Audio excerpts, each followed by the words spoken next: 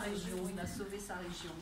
Et ce n'est pas le seul acte de bravoure qu'il a fait, je ne vais pas tous les citer, mais certainement, Jean, sans parler dans le micro, sans parler comme ça, juste là, si tu peux parler à cette assemblée pour dire ce que tu veux d'ailleurs.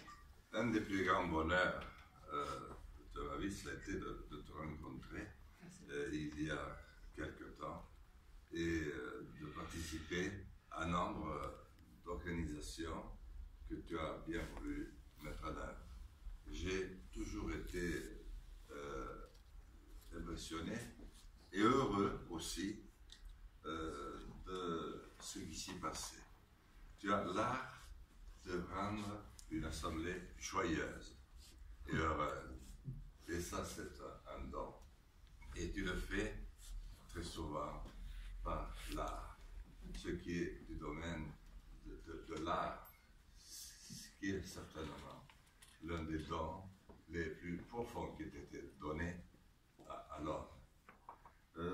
Ce soir, tu me fais ce très grand honneur et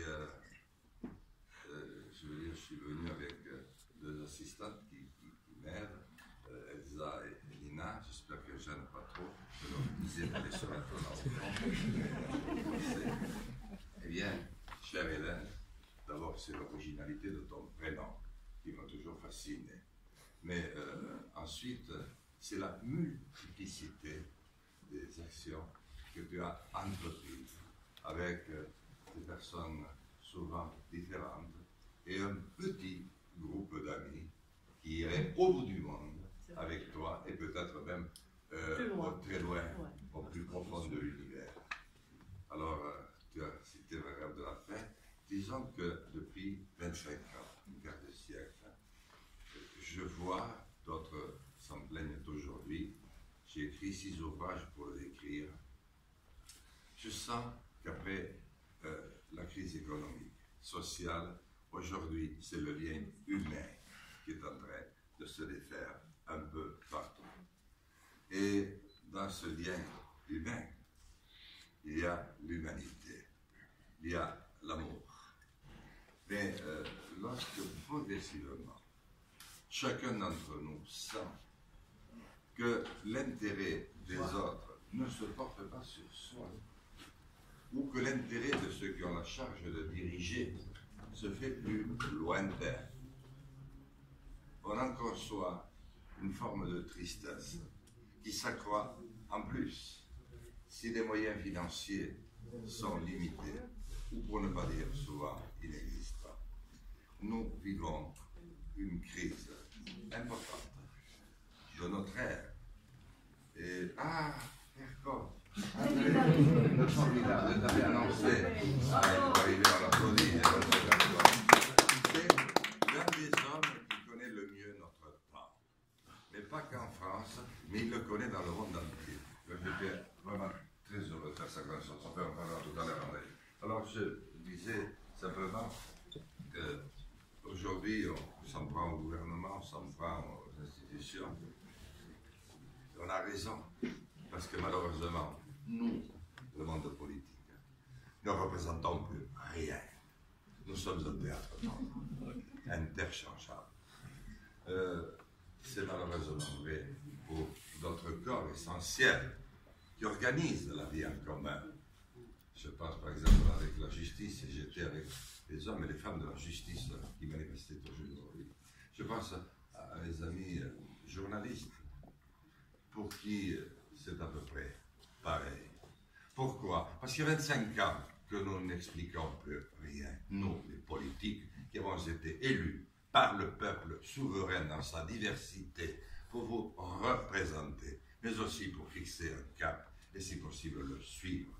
Or, comme nous sommes sortis de route, que nous ne voulons pas le reconnaître, tout ce que nous faisons est devenu tristement dérisoire.